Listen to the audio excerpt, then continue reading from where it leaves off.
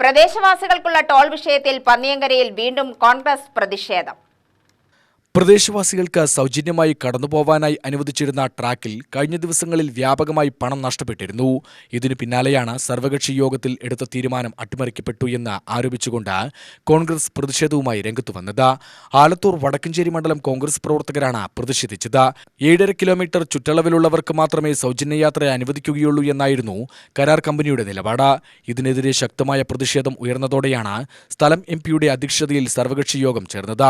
Toll പ്ലാസയിൽ നിന്നും 7.5 മുതൽ 9.4 kilometre ചുറ്റളവിൽ പ്രധാനപ്പെട്ട കേന്ദ്രങ്ങൾ ഏകോപിപ്പിച്ച് പരിധി നിശ്ചയിക്കുകയും ഈ പരിധിയിൽ വരുന്ന പ്രദേശത്തുള്ളവർക്ക് സൗജന്യയാത്ര നൽകുകയും ചെയ്യുമെന്ന് സർവകക്ഷി യോഗത്തിൽ കരാർ കമ്പനി സമ്മതിച്ചിരുന്നു.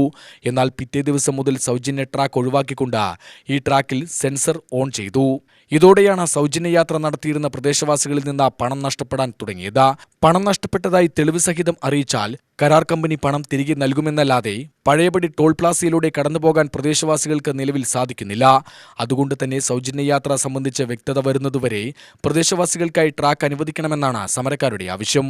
UTV news, Palakkad.